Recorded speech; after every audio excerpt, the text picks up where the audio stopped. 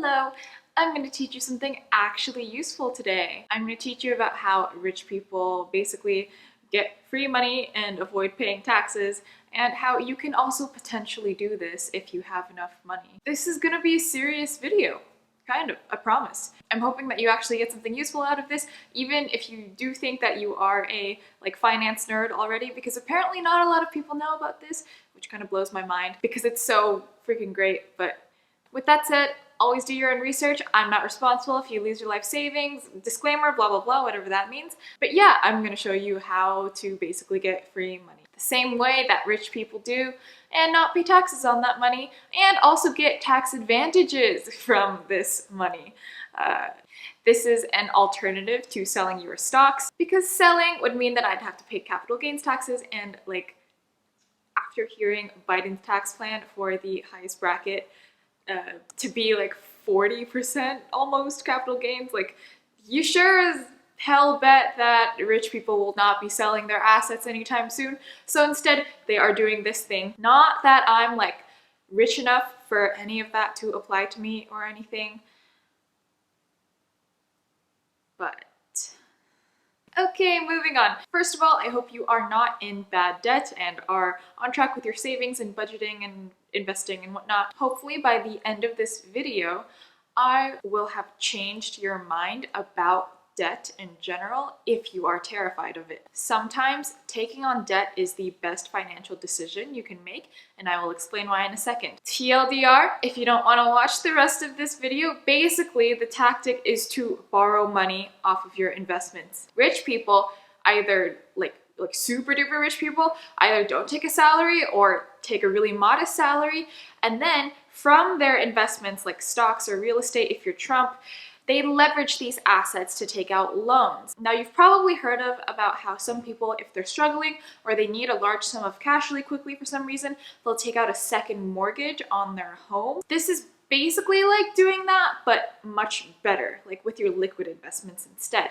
When you take out a second mortgage, first of all, mortgages, you have to pay them back. And you have the possibility of losing the place that you live in if you get foreclosed on. So instead of doing that, let's build up a really good stock portfolio and borrow off that instead. Now, this is called different things. Some people like to use the term asset-backed credit line, which I think is probably the most accurate one. Some people like to say margin, though margin I tend to associate more with buying stocks. And then I like to call it what it is: free money, or perhaps a better term would be just cheap debt. Margin you've probably heard of before, and people use margin to basically buy stocks with money that they don't have, or swing options with borrowed money. Depending on how much money you have in the broker, they'll let you borrow a certain amount depending on how much of your assets you can leverage. And depending on the broker that you're in, how much money you have, and what status you are within the broker, they'll give you a certain interest rate. This is an annual interest rate that you have to pay on the money that you borrow. According to what I found on the internet, only half of all Americans are invested in the stock market at all, and most of these are most likely in forms of 401ks and not actually individual stocks and ETFs and whatnot. Most people definitely do not hit a FIRE eligible number in their lifetimes, which that number changes depending on where you are. But for the sake of this video, we'll go by a million because I live in San Francisco and a million is actually not a lot of money here. Yeah, all right, whatever. We have $1 million, okay. With $1 million in your stock portfolio, you can negotiate a pretty good interest rate on that if you want to borrow money. Shop around with different banks and brokers. If you have nothing in assets, if you don't invest in the stock market, do not take out any personal loan. At that point, it would be bad debt. They'd probably charge you 10 to 25%, which is basically a credit card. So yeah, if you're not in the stock market, this video is useless to you until at least a few years later when you have built up some collateral. All this is to say the barrier to entry is not low. That's why rich people are winning, because they are afforded these advantages and people with less money are not. The great thing about this loan, however, is that you do not need to get your credit checked. You don't need to have 2 years of a W-2 like you do for a mortgage in order to qualify. You just need money. Now, if you have a lot more money, you can get a really good rate. This is where the concept of good debt really starts to kick in. When you are rich, you are afforded these advantages above everyone else. Warren Buffett, I would not be surprised if his yearly loan rate was 0%. He absolutely takes advantage of this asset-backed credit line thing, and I have done no research on this, but I'm like 99.99999% sure that he does this, along with like every other very, very, very rich person, because why would they not? This is the smartest thing for them to do. But nobody talks about it. Anyway, Warren Buffett's rate, guaranteed 0%. Okay, what does this mean? After we consider inflation, which is probably going to be pretty high this year once we open back up, he literally doesn't even just get free money, okay? He gets paid to take money. He gets paid to take free money from whatever institution his assets are in, because his value to these institutions is the fact that his name is associated with them. When you are similarly influential or powerful or have that much money, you'll probably also get a net zero or like a near zero interest rate. I would not be surprised if a lot more multimillionaires and billionaires also had zero interest rates. And how this works is, it's like the more money you have, that equates to like more credit. You have more collateral, right?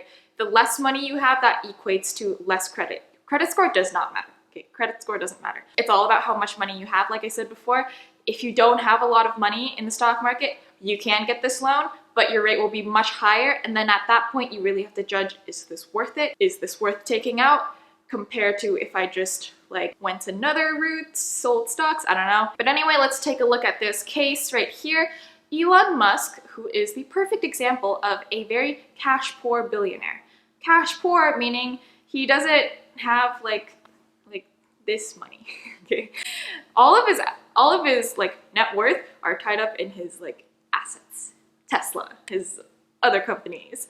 Now the last article I found on this was from May of 2020, but I guarantee you that the only thing that has changed since then is that he's taken on more debt. First of all, Elon Musk doesn't get a salary at Tesla. His compensation package has been negotiated to allow him to receive shares of the company depending on like which milestones that he hits.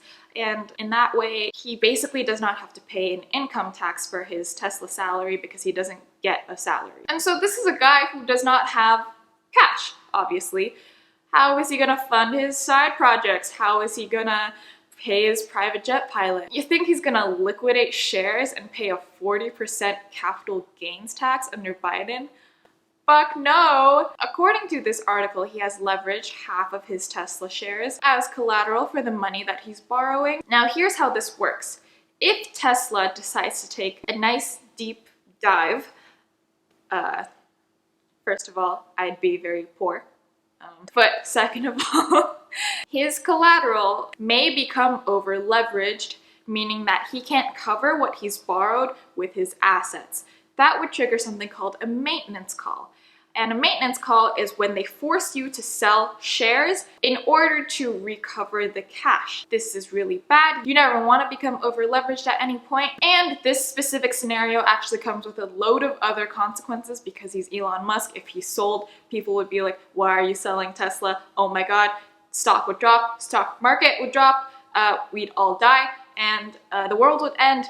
Probably something less dramatic than that, but the point is it would be bad. So yeah, thank God this article was written May 8th, 2020, and since then, Tesla has a calculator. Oh, let's see.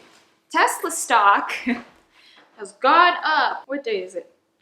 January 26, 2021. Since then, Tesla has gone up 438.86%. Now he's under leveraged, which is a good thing. In essence, as long as the stock market does well, you'll be fine. But you don't want to be over leveraged at any point. If the stock market does dip like 50% in some very unlikely doomsday scenario, you don't want to have so much debt that you are forced to sell. Now, depending on where you hold your assets, as I said, shop around, go to different banks and brokers, ask for sub 2%.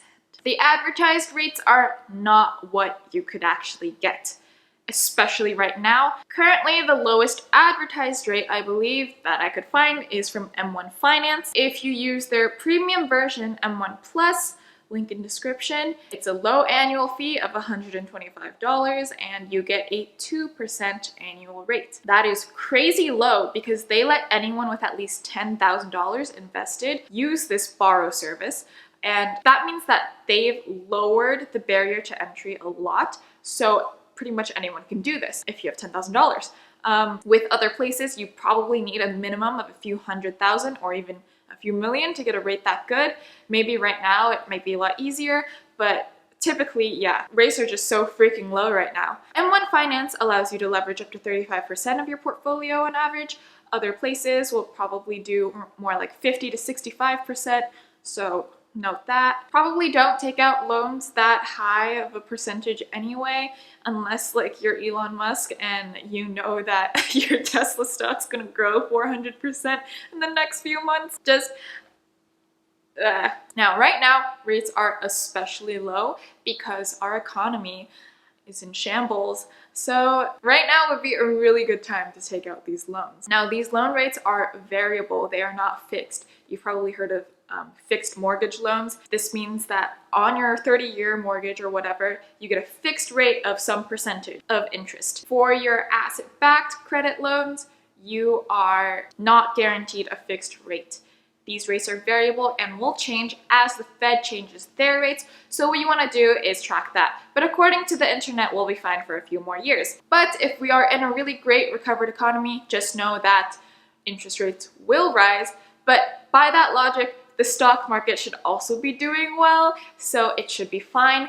2020 has just been like, we're just in a really wild time right now because interest rates are at the lowest that they've ever been, and the stock market is at the highest it's ever been, and stocks only go up right now. During this time where many people have lost their jobs and can't pay rent or mortgage or anything, and the government's trying to step in and help out with these low rates and forbearance and whatnot, which is causing something called the K-shaped recovery, which I will go into in another video. But it's the point is, there are a lot of variables at play here that we haven't really seen before, but basically the stars are aligned right now for you to take out this loan. Lowest rates ever combined with the best stock market performance ever. However, the opposite is true if you are not in the stock market or you lost your job, then I'm very sorry. Please get in the stock market. I hope you find a job. But for everyone else, like, this is the best bull run that we've ever had, lowest interest rates we've ever had, golden opportunity. This is not gonna last forever, people, so take advantage of it while you can. You can also do this with crypto, actually, through companies like BlockFi or Celsius. Check those out. This is still very new, but it is definitely a thing. Or if you are a huge skeptic who thinks that we're in an everything bubble right now and it's about to burst, then you can keep buying bonds that won't even keep up with inflation or whatever. Okay, I hope you understood the loan part of that well enough. If you did not, sorry, I did a bad job of explaining it. But basically just go talk to your banker, broker, whatever, they'll explain it to you and they'll also explain their terms to you. Now, why do I call this free money, you may ask? If we're taking out a loan, aren't we in debt? Like, don't we have to pay back debt? Isn't debt bad? And here's my favorite part of this. You don't have to pay it back immediately. There's no timeline, there's no minimum payment. You can pay it back whenever you want, basically. You could have it, theoretically, you could have it hanging over your head until you die. And then at that point, the bank would just like sell your stocks to cover whatever cash you borrowed, and then you still have plenty of assets to pass off to your grandchildren's trust funds. Technically, if you read the fine print, any institution can demand at any time probably that you pay it back, but that pretty much won't happen unless you trigger a maintenance call, which, as I explained before, is when you're over leveraged. Just don't be over leveraged. Now, you can pay off the monthly interest that you generate. That can be done directly with your dividends if you're into those, which is cool, but you also don't have to pay that off either, because if you just kind of choose to have it as a balance, then they'll just borrow more money on your behalf to cover the interest. So yeah, but there are tax advantages to paying off this interest, just like how there are tax advantages to when you pay off mortgage interest. Consult your CPA. I'm not exactly sure about that, but there is definitely an advantage here. So taking on debt in this case is an even better deal because you don't have to pay capital gains, you don't lose your opportunity cost by selling your stocks, and you get a tax advantage potentially. So anyway, you can pay some of it off, but in general, you can just basically not, or pay it back on your own timeline. At the same time, your existing assets will continue to grow, automatically increasing your leverageable assets. Now, do I advocate for living your entire life off of taking on debt, like when you fire or something? No, only if you're like really, really, really rich, then yes. Yes. But for like normal people, right? Do you need to pay off your property taxes? Loan. Need 10K to start your cupcake shop? Loan. Need a down payment for a house? Loan. That's right. Don't save up cash for a down payment. Throw it all in the stock market and then borrow. New car? Bad idea. But I just did this last month. Loan. Wedding? Loan. Credit card debt or any other bad debt with a high interest? Loan. Debt can be really, really good. I might have oversimplified it a lot, so talk to your broker or bank or whatever, and they will explain it to you. You know what? Actually, no, I didn't oversimplify it. It's really that simple. It's not hard. It's pretty easy, actually. This is how rich people do it. And the more money you have in assets, the more money you can borrow, and the lower of a rate you'll get. You don't need to sell or liquidate any of your assets, don't need to pay any taxes, and you keep your existing money growing for you. If you need a large sum of cash really quickly, do not sell. Take out this loan instead. You won't have to worry about having to pay it back in a certain schedule, timeline, whatever. Don't be scared. Do the math. Weigh your risks. Talk to your lenders. Understand the concept of opportunity cost and how taking out this loan can actually help you a lot more. This is how the rich get richer and avoid paying taxes, and now you also know how to. You're welcome. All right, nerds. We're gonna do some math. I tried to explain this the other day to one of my big brain eeks friends, and he didn't believe me. He thought this was like a scam or like too good to be true. And I know it does sound almost too good to be true, but like I said, it has the label debt on it, which makes it scary, which makes people not want to approach it. And rich people don't talk about this because why would they? People already hate them. So it's free money. But we've established that you need money to begin with in order to take advantage of this. So okay, math time. Let's do some calculations. Let's assume you have $1 million, okay? A small loan of $1 million in assets. It's actually not that much money, which is the sad part. Well, once again, I live in San Francisco, so my whole thing is skewed. Okay. $1 million. 1 million. Now, let's assume you want to borrow some money. Let's say you have a wedding or you just want to take a year off work and go on vacation. Okay, so let's borrow. How much do you need? 100K enough? All right. $100,000. $100,000 of $1 million is 10%. 10%. Let's assume that we're with M1 Finance and we have a 2% rate. Realistically, you could probably get that lower at another institution, but we'll just go with a generous 2%, conservative. Okay, 2% after a year, that would turn into how do I do math? $102,000. That is your outstanding debt. Okay, $102,000. Now, let's assume that the stock market grows at an average of 8% a year. I think realistically, it'll be higher than that, but we're gonna be conservative and let's just include inflation in that percentage. Okay, 8%.